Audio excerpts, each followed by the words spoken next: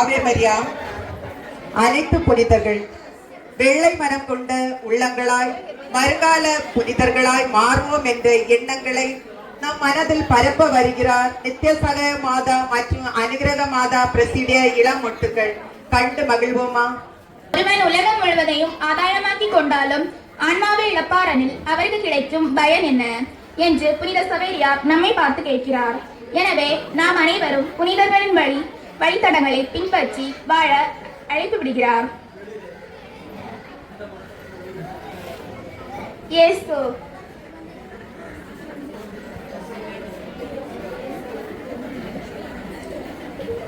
உலக இரட்சகர் இயேசு நம் பாவங்களை போக்கி பரிசுத்தமாய் வாழ நமக்கு அழைப்பு தருகின்றார்.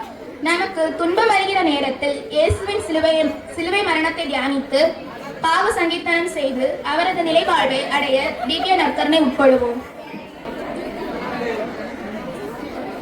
கன்னிமை குன்றாத வாழ்க்கையை வாழ்ந்தவர் புனித மரியா. எனவே நாமும் நமது இளமை பருவத்தில் பாவத்தை விலக்கி தூய்மையாக வாழ்வோம். புனித சூசையப்பர் தச்சன் வேலை செய்து தனது மகனை நமக்கு மீட்பராக வளர்த்தவர். நாமும் நமது குழந்தைகளை இயேசு வாழ்ந்து காட்டிய வழியில் வளர்த்தெடுக்க அழைக்கிறார். புனித அந்தோனியா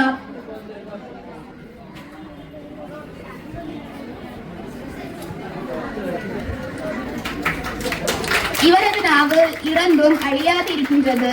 இவர் எந்த நிலையிலும் உண்மையை போதித்தார். எனவே நாமும் நீதியின் பொருட்டு உண்மையை மட்டும் பேச அழைக்கின்றார். புனித கார்லோ குட்டிஸ் இவர் தனது வாழ்நாளில் நற்கருணையின் முக்கியத்துவம் குறித்து இணையதளத்தில் வெளியிட்டு அதனால் பல இளைஞர்கள் மனமாறி இயேசுவை பின்பற்றினர். அதுபோல நாமும் நற்செய்தி மறைபரப்பு பணியில் ஈடுபட அழைக்கிறார். புனித நிக்கோலாஸ்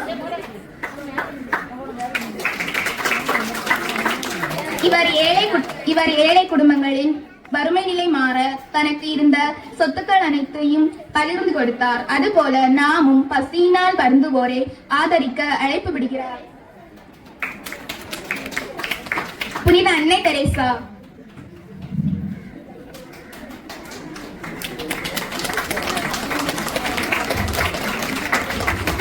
அனாதை குழந்தைகள், நோய்வாய்ப்பட்ட முதியவர், கைவிடப்பட்டோர் போன்றவரை ஆதரித்து பணிவிடை செய்தார். அதுபோல நாமும் ஆதரவற்றோரை ஆதரிப்போம்.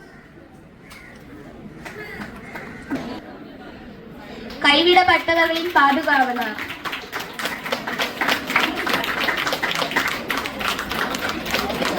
புனித செபஸ்தியார்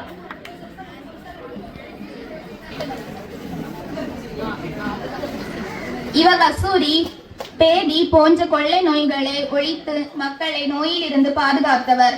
கிறிஸ்தவர்களுக்காக மிகவும் பாடுபட்டு அடித்து கொல்லப்பட்ட நிலையிலும் உயிருடன் எழுந்து மீண்டும் இயேசுவை நம்ப வேண்டும் என்று சொல்லி உயிர் துறந்தவர். அவரை போன்று நாமும் கிறிஸ்தவத்துக்காக உழைப்போம். காவல் தூதர்கள்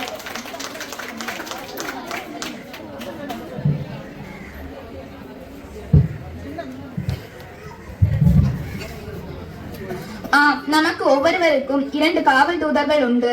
நம் துன்ப நேரங்களில் அவரிடம் ஜெபம் செய்ய நமது குழந்தைகளுக்கு கற்றுக் கொடுப்போம்.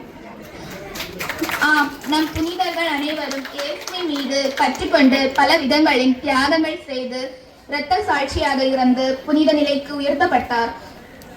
அதுபோல நமது கரங்களின் தந்துள்ள மக்களை நாமும் சிறிய தியாகம் செய்து